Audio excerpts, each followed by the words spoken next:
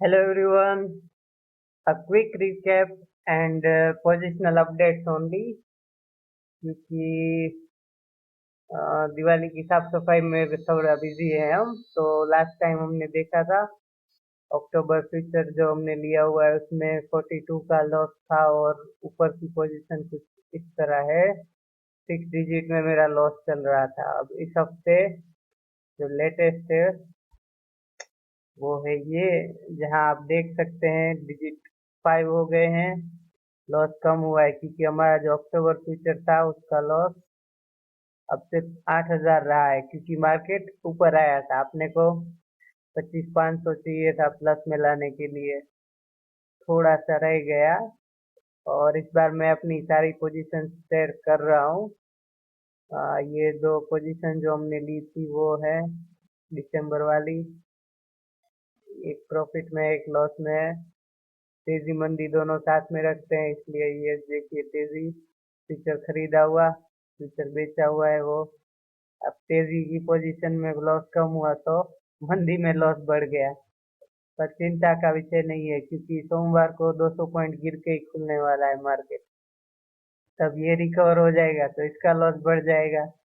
जहां जहां प्रॉफिट दिखेगा उसे हम बुक करते रहेंगे। और 3 महीने की हमने पोजीशन ली हुई है। देखते हैं आगे कैसे लॉस हम कम करते हैं।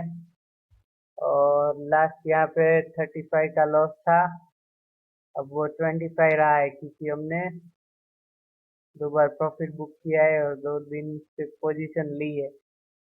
देखिए यहाँ पे रोज रोज आपको डॉट नहीं दिख रहे, इसका मतलब क्या है? ऑप्शन सेलर्स को रोज रोज पोजीशन ढूंढने की जरूरत ही नहीं है, जबकि ऑप्शन बायर को रोज सोचना पड़ता है कि वो क्या पोजीशन ले।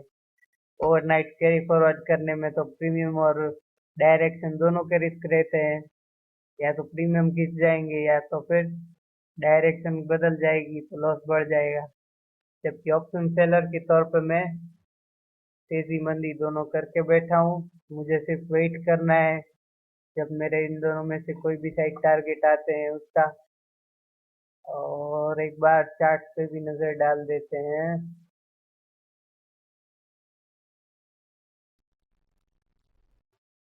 200 पॉइंट जो गिरने वाला है तो हम रेजिस्टेंस के पास होंगे, जैसा कि आप देख सकते हैं।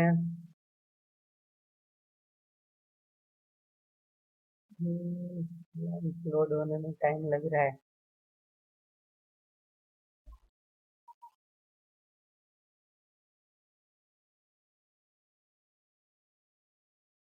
ये जो वर्टिकल वाइट लाइन है वो सब टाइम साइकिल है, क्योंकि हम टाइम वैल्यू पे डिपेंडेंट है और डायरेक्शन पे नहीं, इसके लिए हम प्रॉफिट कर पा रहे थे। और क्योंकि अभी अभी लॉस किया हुआ है बड़ा वाला, इसलिए हम सावधानी से खेल रहे हैं। ये सारे मून फेजिस हैं जो यो लाइट वेव को ट्रैक करने में हेल्प करते हैं मुझे। और जैसा कि आप देख सकते हैं, वैसे तो उस रेजिस्टेंस लाइन को नहीं छुआ है उसने, और उससे पहले ही फॉल आ रहा है बीच में। यानी चांसेस है 24,800 से सपोर्ट ले ले और फिर से 25,500 या 600 की ओर ऊपर जाने का ट्राई करें। ये दिवाली को ही आ रहा है 25,500 तक जाने के लिए। यानी कल गिरावट के बाद या तो बढ़ना चाहिए या तो फिर गिरने के बाद तुरंत रिकवर करना चाहिए, क्योंकि अभी तक हम रेजिस्टेंस लाइन से दूर है। पर जो भी हो उसके हिसाब से हम अपनी आप की पोजीशन को मॉडिफाई करेंगे। हमारे हिसाब से मार्केट नहीं चलेगा, मार्केट के हिसाब से हमें चलना है। That's it. देखते हैं कल क्या होता है।